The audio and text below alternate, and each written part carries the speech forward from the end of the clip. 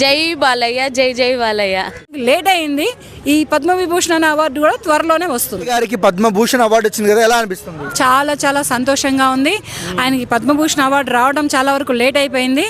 ఇప్పుడు పద్మభూషణ్ అవార్డు వచ్చినందుకు కూడా రెండు రాష్ట్రాల ప్రజలు కేరింతలు కొడుతున్నారు, ఆనంద డోలికల్లో మునిగి తేలుతున్నారు. ప్లస్ చాలా అంటే చాలా సంతోషంగా ఉంది ప్రస్తుతానికి.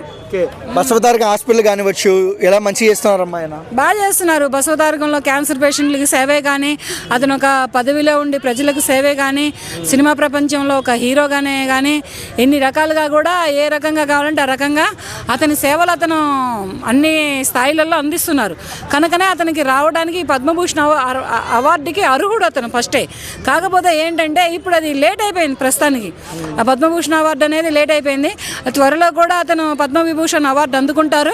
పద్మవిభూషణ్ అవార్డు కూడా వస్తుంది, రావాలని కూడా నేను కోరుకుంటున్నాను. అదే మొన్న నైట్ నేను చూశాను 9:30 ఆ టైంలో, ఏందో పద్మభూషణ్ అవార్డు అంట ఎవరికా అని. తీరా చూస్తే బాలకృష్ణ గారి పేరు వచ్చింది. అబ్బో మా సినిమా హీరోకి పద్మభూషణ్ అవార్డు వచ్చిందా అని నన్ను నేనే ఇలా టచ్, అబ్బో బాగానే ఇది నిజమే అబద్ధం కాదని నేను కూడా హ్యాపీగా ఫీల్ అయ్యాను.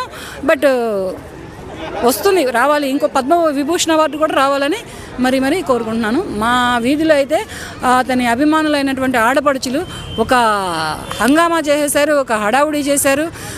మా నిద్ర డిస్టర్బ్ చేశారేంటి అని అడిగినందుకు వాళ్ళు నన్ను అని అరిశారు.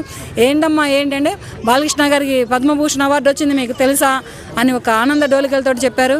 నేను కూడా చాలా హ్యాపీగా ఫీల్ అయ్యాను. అతనికి పద్మభూషణ్ అవార్డు వచ్చింది కదండి, ఎలా అనిపిస్తుంది? చాలా సంతోషంగా ఉందండి. ఆయనకు అవార్డు రావడం చాలా గొప్ప విషయము.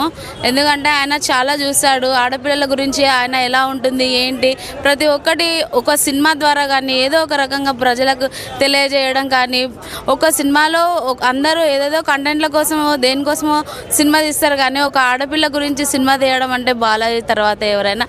మొత్తానికి అతనికి పద్మభూషణ్ అవార్డు రావడం చాలా గ్రేట్ అండి. అంటే బసవతారకం హాస్పిటల్ పెట్టి క్యాన్సర్ పేషెంట్లను ఆదుకుంటున్నారు కదా, ఎలా అనిపిస్తుంది మేడం? అది మంచిదే అండి. అది అలా చేస్తున్నారని కానీ ఎవరు ఐడెంటిఫై చేయకపోయినా కూడా ఆయన చేసేది ఆయన చేస్తారు. బట్ ప్రజల్లోకి రాకుండా ఆయన పబ్లిసిటీ లేకుండానే ఇలా ఆయన గురించి ఆయన నిరూపించుకుంటున్నాడు.